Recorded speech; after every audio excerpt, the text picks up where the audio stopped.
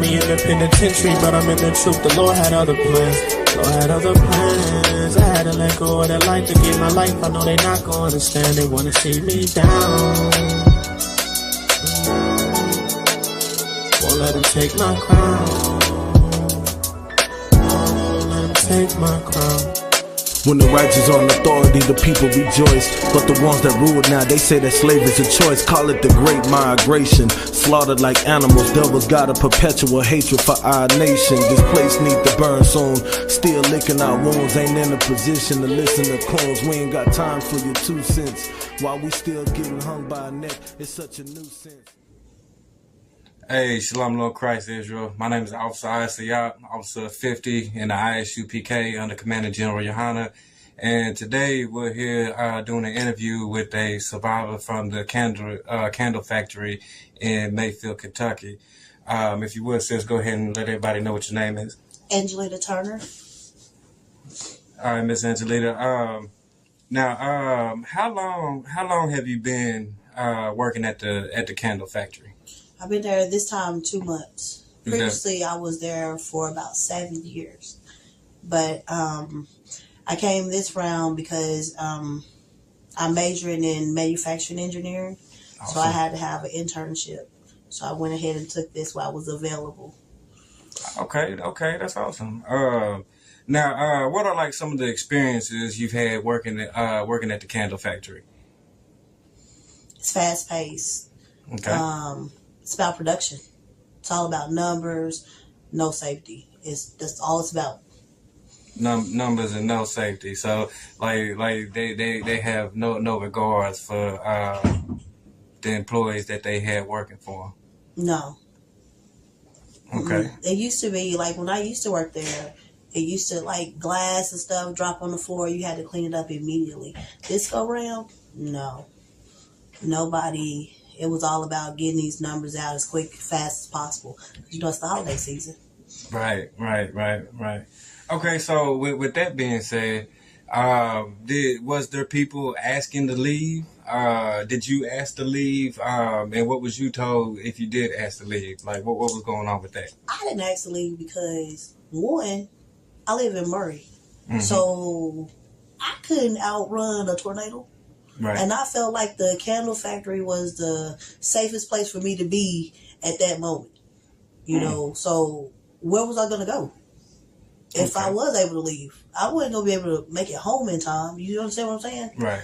And I just wanted to be safe. It's just the places that they told us to evacuate to was not safe. Okay, that'll lead into my next question, which is, what was the emergency contingency plan? Was the plan set in place? Was everybody still on the line? Like what was going on with that? Well, the way the emergency was, you know, like they do in school, mm-hmm. you know, along the bathroom walls, they have you, you know, get down. But it was so many people there, they split it, and we have it's like an L shape. Some room in front of the bathrooms, and then some walkway in front of a wax area. Right. But the walls had been worked on. So, like, the ones in front of the bathroom were cylinder blocks. The ones in the wax area was plywood and cylinder blocks. Okay. So, there was no stableness if a storm did come through. Right. I tried to get over there by the bathroom, but it was so packed. So I had to go on the other side. And I wish I would have went that way because everybody on that side, they were out like that, and half of them was able to climb out themselves. The ones on the other side that had the plywood / cylinder block walls were stuck. Those are the ones that had the deaths and everything, and, you know, so... Right. It was 2 different areas, but you couldn't go any place else because it was glass everywhere. If you went to the front is all glass. Mm-hmm. So there was no place to go but those 2 areas. Okay, so now with that being said, when the storm was approaching, and I'm sure everybody's phones was going off from the warnings and stuff, because we all over Kentucky, we was getting them alerts on our phones. So when the alerts started going off, was it like every man for itself? Was it organized? Like, hey, everybody, let's go here, let's go there. Kind of talk about that, and then kind of explain to us what you were seeing when the tornado actually hit. You understand? Like, what were some things you were seeing? Like, did you see the roof blow up? You know what I'm saying? God. Like explain, like lead us up into what was happening when the storm actually hit the building. So about 9 o'clock is when they started making people leave the belts and get into the evacuation areas. Okay. And once we got there, they took attendance. We took a roll call. And then they were telling people, you know, to get in the area and just brace themselves. Before we even got to the areas good, the building just started rattling. And next thing I know, wind, I mean, just, oh my God, it was just stuff everywhere. And it just pushed us. I had an older lady. Her name was Jill. And I didn't really know her. But she grabbed me and she was like, oh, I'm so scared. I was like, I'm scared too. And we just held each other. And then, like, just stuff started flying, beams and everything, and knocked us down. And then next I know, the wall was on top of us. And the only thing that saved me was a dolly. People were screaming. The dolly had turned sideways. The wall had fell, and it was this close to my face. And the little lady got pinned to my legs, and I could hear her. She was struggling, and there was a lot of people that was on that side. It was, you know, it was lined up on one side of the wall, and I was on this side of the wall. The people on this side of the wall, it seemed like they made it. The people that was on this side of the wall, they didn't last. They didn't make it at all. They got trapped. I mean, we all got trapped, but they got trapped under, like, their throats and stuff, their heads. The wall was just pressed. I could hear them gurgling. It was like hell. You just heard people screaming, help me, Jesus. And then I tried to call 911. It was busy. And I called my mom. And that's how I ended up getting into it, and, you know, getting a hold of 911. And they told her that everything was gone, and that they was trying to get to us as fast as they could. They had to have people from other areas come in, and we just laid there and waited. I think the storm started. I was under there from 9:30 to at least 4 o'clock that morning. And just screaming. And the lady that was with me, I could feel her. She started talking to me. And then about an hour later, she started gasping. Another hour later, she was just gone. And I kept hollering and telling everybody else, like, because there were some people, I could hear them moving stuff. At 2:30, I know what time it was because I kept checking my phone. At 2:30, they was like, there's nobody left over here. And I was like, help us, please. I started beating on stuff. And then they finally was like, who is that? And I was like, my name is Angelina. And somebody, I don't know who it was, they just kept saying, Angelina, can you hear me? And I said, yes. They said, is anybody else under there with you? And I said, we got about 13 people under here. And at least 4 of them aren't breathing. And they kept just saying, stay with us. But that was after they had walked all over us and stuff. You could hear them just giving up on us. But that is something I never want to experience again, though. Just the hollering. Oh, my God. And then we were just running out of air. And the more the rubble, the wall just caved. I'm combing my hair now because I got fiberglass and glass still stuck in my hair. This is my first time being able to get in the shower since this accident.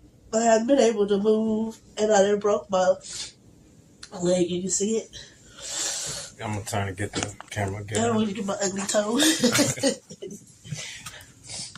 And then I got burns from chemical burns all over my backside, just laying there. It's not going to turn around. We can edit all this out. Right Look, just laying there. And I'm just thankful they just was able to get us out. And the people, it was people, I mean, we knew they were dead. And we were telling them, there's more people in there. And they were just like, we'll get them out in a minute. We'll get them out in a minute, and bless it. Yeah, I know that's tough, especially the lady died in your lap. That is crazy. That is crazy. Now, dang, that is crazy. Lady died in your lap. That is crazy. I was also reading some reports where it said that like 8 people died in the company after that happened. Do you know, has the company reached out to you or reached out to anybody? They have, but they, just like today, they just reached out to me and say, "Hey, you got anything?" And I'm like, y'all called me 2 days ago and said y'all was sending stuff, but I ain't got it yet. Right. But they keep telling me to call this 1-800 number. Call this hotline. But what am I calling the hotline for if you're not going to do anything? And then they gave us this tornado fund, which I'm thankful for everything, but that is traumatic. Right. Like, I have nightmares for the rest of my life. You know, just hearing those people. For the last week, they didn't have to give me anxiety medicine. Just hearing them people scream over and over again. And ain't nothing you can do and be in pain, and in so much pain. The pain was unbearable. And then when the tornado came in, it was like a train. It was so loud, and I mean, it just picked us up and slammed us dead into the wall. And I thought that when they came to rescue us, I thought maybe just the walls, had collapsed. They're like, no, the building is gone. When they got me out of there, I mean, the building is gone. I don't even know what I was under to even say, like, the building collapsed under me. It was just, and then there was cars on top of the buildings and stuff. That's crazy. And they were trying to get the jacks and just listening to the people trying to jack and then failing. Being up under there, and this is not working. Let's do something else. And then them telling you to hold on. And you're like, just hurry up. Just hurry up, please. All right. I'm sorry. No, you're all right. Go ahead. You're all right. Go ahead. Take your time. Take your time. Just let me know when you're ready. Okay. Take your time. I'm okay. Oh, you sure? Uh-huh. All right. So it's pretty much safe to say that the company chose profits over people. Yeah. This time of year, they always do. Because that's what it's about. The Christmas time, production is always up to at least Valentine's Day. And then, like, once that, they'll stockpile and then they'll slow down. And half those people that was working won't even be there. That many people don't usually work at the candle factory. Only during the holiday seasons. Right. And that's what it's about during the holidays. They're trying to get wax melts, candle sets, because that's what people like. Right. Slaughtered like animals, devils got a perpetual hatred for our nation. This place need to burn soon. Still licking our wounds, ain't in a position to listen to clones. We ain't got time for your 2 cents. While we still getting hung by a neck, it's such a nuisance. What's your name, brother? I'll Brent Chris, but they call me Brent Chris. Brent Chris? Yeah, or DJ Bopper. Okay. Yeah. So you familiar with the area with Mayfield? Yeah. I've been here since about 15. Okay. Yeah. Okay. Before then, just even in and out and visits and stuff. So yeah, this is home. Okay. Well, I'm Officer Nashak from the I.S.U.P.K. on the Command of GEN.YAHANNA. And what we do, man, we basically teach our people about who they are according to the Bible. But today, we just came here really because me, myself, I've been researching what happened in Mayfield with the tornadoes. And the only thing I've been seeing is like one side of the story. Like when you come to other neighborhoods, you kind of see what black folks is going through. So I just want to get your take on when it first hit. What was our people going through? Well, I was at, of course, throughout the day, super hot and whatnot. They've been giving warnings, they've been issuing,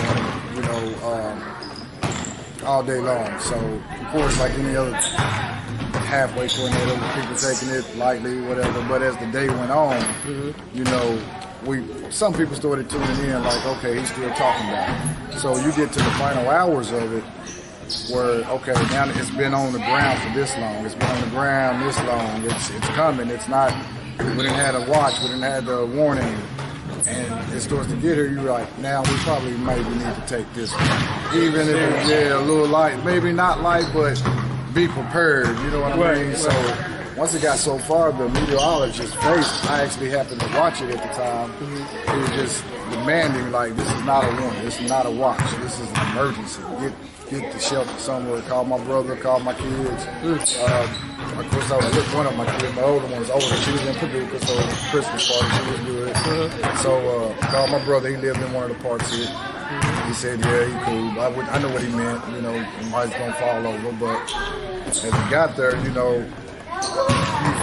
you started feeling it different. A little wind started picking up, so we get into the, tub and stuff, and then he's saying it's right above y'all. So we're like, okay, boom, lights go out. So now we like, oh man, it really is here. Now you just hear it picking up sounding like a fucking blizzard about to start coming down from somewhere. Then your ears get to popping. Then, just.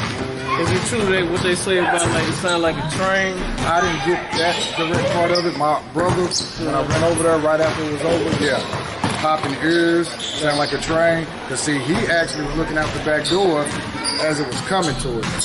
So it come from like the candle company area.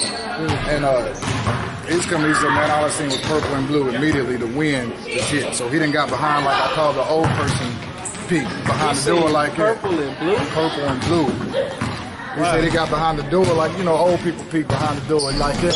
Next thing you know, he's fighting to try to get the door closed. Boom. Said he finally got it closed, ran under with his comforter, and just hid in the closet. Lo and behold, after all this stuff was over with, because I immediately went over there, I called my daughter. She said my grandkids were over in that area too, and the smoke, the oxygen thing was going off. So I done had to run over there and, get to all that hell as it just happened maybe 10 minutes ago as it just came through. So we talking total, and it's still raining, still lightning, still windy. Craziest shit I ever felt. People hollering, somebody's sister, mother got taken off, which people did get taken off. You talking about the tornado picking them up in the air? Where my mama. Tornado took my mama. Well, I'm trying to get to the candle company. Where's my whatchamacallit? There's some people that was found 100 yards from where they went to sleep at. Good Lord. I don't know if you had a chance to actually go through the neighborhood, but you are looking at good stuff.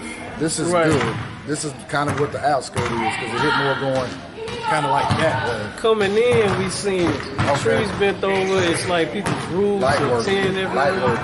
Light work. So we need to go around the city and get the real. You gotta go in the city. Okay. In the heart of it. What I call the heart of it. Right. You know what I'm saying? You gotta go in there where it hit nothing but the hoods and the lower income spots more than any. I'm not saying nobody else to debris or whatnot, but it hit there in the business part area.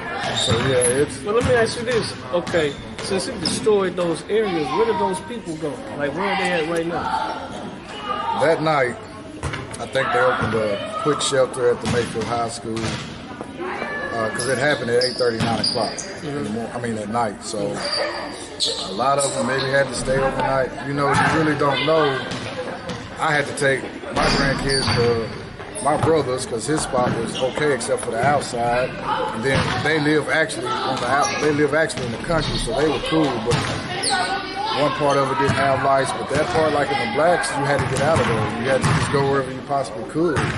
At the time, you got every ambulance it's a small town, so you got every ambulance, which could be 5, 6, I don't really know, going to every emergency call. Right. So emergency lines busy. This is going here, that's going there. Police going here, fire truck going there. People going here, there. got to get out the house. Stuff still falling. Screaming in the middle of the streets. My brother said after it was over, he went outside. That's all he heard around there was screaming because it got hit so hard. You don't know what's going on. It just happened. You've never felt this before. You know what I mean? Yeah. So it was crazy. It was crazy, man. Just to even go through there, trying to get to my brother, dodging the tree, and then you don't know power lines all swinging. It's still raining. It's still really lightning. Boats coming down a big. You know what I'm saying? This ain't no just. It's still all that coming behind it. You know what I'm saying? So where's this shit at? In the like while y'all recovering right now, has everybody found places to stay? Still working on it. We're really still in the process of doing this. Right. We're still shaking it out. Yeah. You know? And are y'all getting help from the government? Won't let him take my crown. Won't let him take my crown. It wasn't word of mouth, no. And the thing about that is, wasn't nobody coming into the inner part where people did need that. You know what I'm saying? When you say nobody, what do you mean? Wasn't nobody coming through. No help from the city stuff. I didn't see nobody going like that. I don't know where the mayor was. I ain't seen her. I seen her at places taking pictures, but I ain't seen her in the neighborhood. She might have rolled through in a car. The senator, Mitch McConnell, didn't come down here? Mitch, I think he went somewhere that wasn't here. I think the better side of things. McConnell went somewhere he wasn't here. I know I ain't seen him or heard anyone around here seeing him. Gotcha. You know, so you basically telling me, and if I could, I don't mean to interrupt you, but you basically telling me y'all had to come together and fend for yourselves. Well, we was gonna do that regardless. I know how our people are, so I was just shocked. Like when my friend went to go see his church, I knew he was down. He came the day before, you know, because his mother lives here also. And he come through his neighborhood all the time first before he even go see his mama, his church. But that Saturday I was helping a close personal friend, you know, and kind of get my kids and everybody make sure I had to take care of me first before I could come out and help people. So that was more of a Saturday thing. And then I think it was a curfew, so we had to be out by 5. But on Sunday, that's the day he came to look at church. I come, we looked around, like, now, we ain't got a bulldozer. We ain't got a helper or nothing coming around. It might be a food thing come through here, but if you ain't out there waiting, you ain't getting it. So good enough. He had he does he does T-shirt design, the Kentucky Raised stuff, and he had that stuff. I had some friends out of Paducah from that I grew up with also when I stayed in Paducah, and they came over here that Saturday and brought me some care packages, a lot of care packages. So that's what we started with, was 2 tables. You know what I mean? I DJ. He's a teacher and he DJs, and he's from here. We're influent. We got a little influence around here. So y'all network together. Yeah, we do stuff like this all the time. Before things like this, we were already helping community. You know what I mean? So we just done that, made a Facebook post. We didn't know when it was going to post, but eventually it did because it looked like it wasn't going to happen. Right. And, little bit by little bit, they started coming. So I'm like, damn, it is a need around here. Right. Because people can walk here. People ain't got a car to come this far. You don't know how this far is yet because you hadn't seen where they got to walk from. But they ain't got that. You know what I'm saying? They might need a lot of stuff. They might be shopping for a family, 5 families, 2 people, trying to take care of everybody. You know what I mean? And that happened with, especially even with our Hispanic community, because we don't know how they're here. Right now is not a time to be judgmental. Now is it a big Hispanic community? Yeah. Right. Very big. So they probably not even knowing, they don't know where the resources are. No. Y'all had to bring it to them. That, and they might be scared for one reason or another. We don't know whose mother that actually got here to be able to give their kid a better life maybe came here the wrong way. So we're staying away from the government type. Exactly. Okay, I see that. They can come to us because he just stay down there. They're in with us. Right. They're mixed in with some of the lower class. So with that being said, would you want to kind of talk about your injury and what happened to you and the stuff that like the stuff that you're going through, like what type of medicines they got you on? They got me on a depression medicine, anxiety, pain pills. I've got fractured ribs, 4 fractures in my back, and then a broken foot. So I was just taking it one day at a time and trying to get better. And since I'm in so much pain, I can't get out of here because my blood pressure won't go down. So until they get my blood pressure down, I can't go to physical therapy. I can't do anything. Okay, so with that being said right there, how has this affected not only you personally, but also like your loved ones, your family, your daughter? Right, You know my what I'm saying? daughter's spending the night here in the hospital with me. She's still in school. I have another daughter.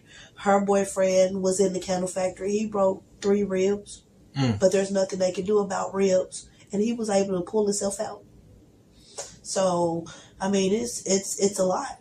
I got a car out there that I gotta go find. You know what I'm saying? My life is just at a standstill right now until I get out of here. You said you have a car you have to go find? Yeah, I drove to work. And my car, I don't know where my car is at. You don't even know where your car... Wow. That is crazy. So, that is crazy.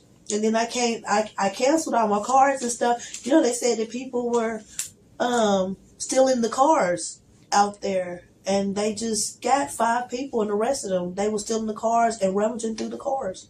So I had to cancel all my credit cards and everything.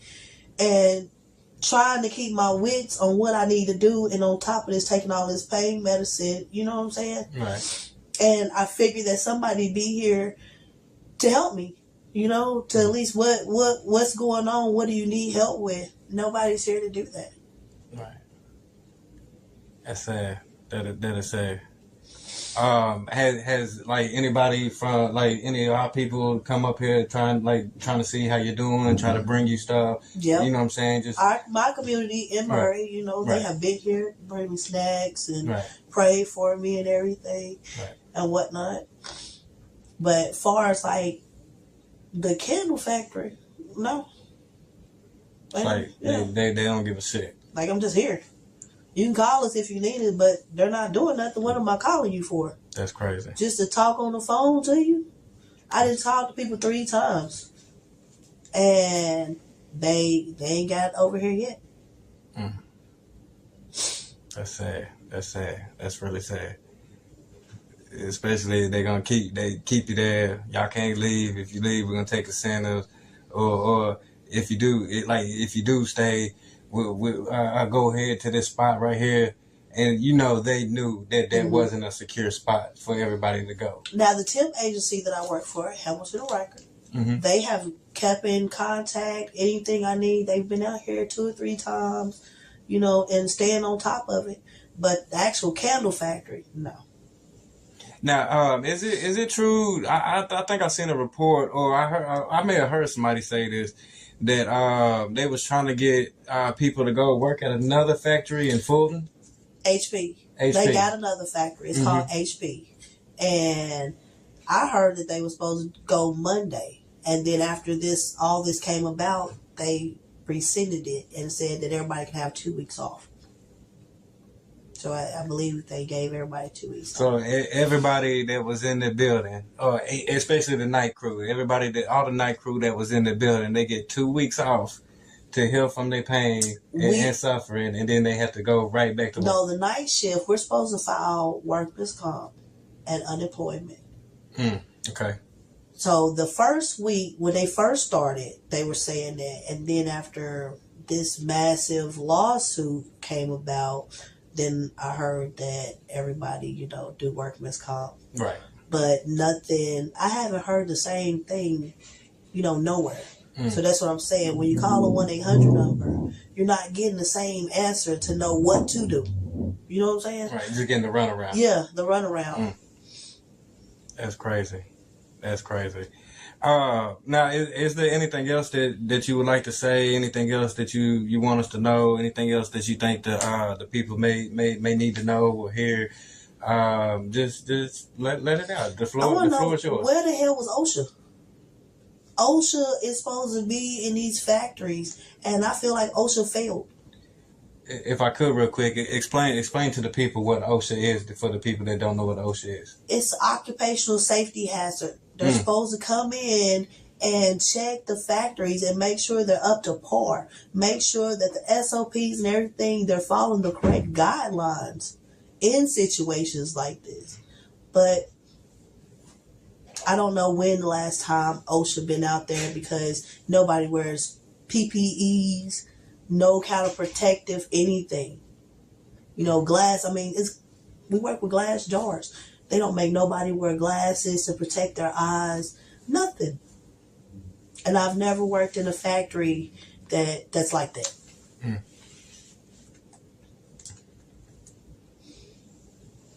That's crazy. That's crazy.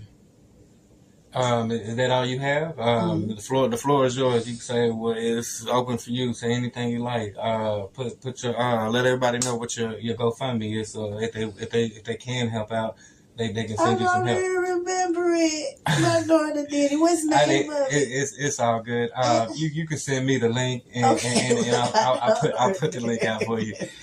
My daughter did it. I don't even know about no GoFundMe. I got you. My daughter did all that. You know, I'm getting old. I'll be trying to put my age out there now. We getting old. And these kids know more about these phones. My daughter sat here and did a GoFundMe page in like 5 minutes. I didn't. And she says, Mom, you sitting up here and you're suffering and whatnot. I put you on the GoFundMe thing, so maybe you can get some help. Right. And this close to Christmas, you know, it's just, I'd be okay if I was at home, if I didn't have to go through this. But now I'm thinking that what the steps that I want to take in my life, what am I going to do now? Like, am I going to be able to walk? You know what I'm saying? My foot is numb. Like, I can move my toes, but they're numb. Right. And my goal was to work in a factory. But now I'm starting to think, like, you know what? I might want to go and do OSHA and crack down on these factories like this. You know what I'm saying? Most High Christ. Most High Christ. Maybe that is a sign that that's what I need to do. And that's why, you know, I was saved to do that. I don't know. Most High Christ, sis. Most High Christ. One last question. Do you have any any legal representation? Have you contacted any lawyers or anything to see what maybe you could possibly do? I contacted Morgan & Morgan.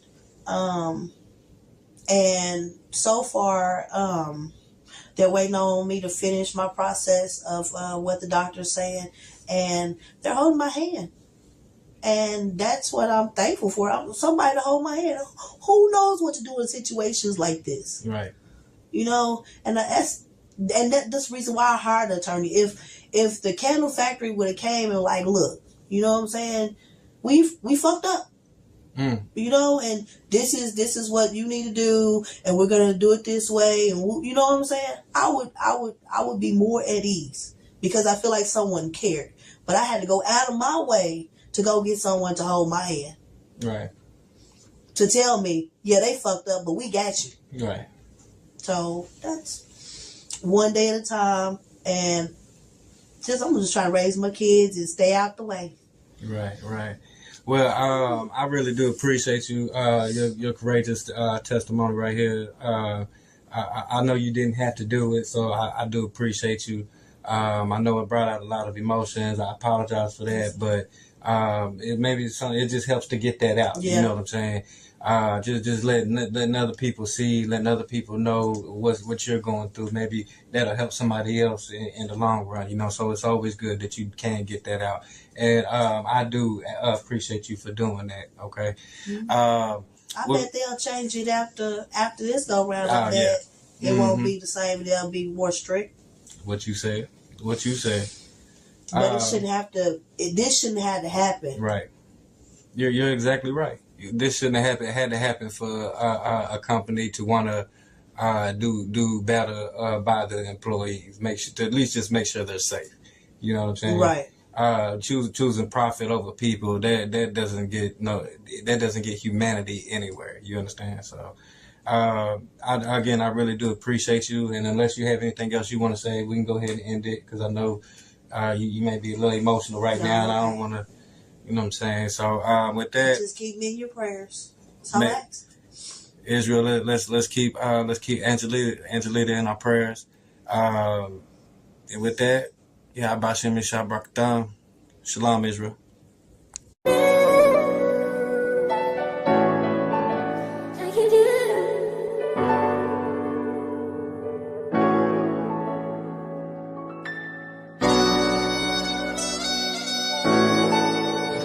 On Sunday, my auntie, Virginia Emerson, sent a text or sent a voicemail to, I believe, her oldest son. I'm gonna let you have the camera on this.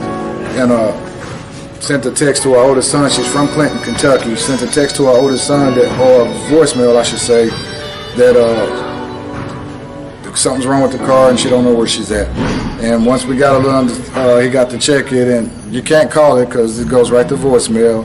And it pinged from a tower close to Dyersburg, Tennessee. It's almost been 7 days coming up. It's been 5 days, so we're still trying to locate her. We've offered an award to go with it. So, hopefully that helps influence people. I hope just because y'all see her that it influenced you. Like, she's in a 2014 Ford Fusion. She's an older lady, light-skinned. So, yeah. I don't know how far you might have to see. Come up. But that's her right there. She may look a little thinner in that. She does have dementia, so she's maybe not remembering a lot. So if y'all see her, you can call 270-804-8219. I'm on Facebook as Aubrent Mr. Bumpin' Crisp, C-R-I-S-P, last name, A-U-B-R-E-N-T, first name. Just either way of those, just try to contact me, please. Thank you.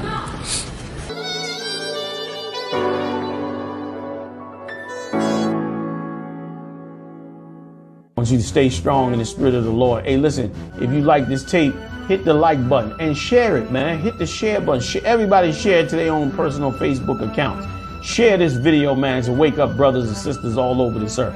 Hit the like button. Check me out Monday night. I'm live every Monday night. I bring the heavy hitters in. We do it up live right on this same channel. I'll see you then, Israel.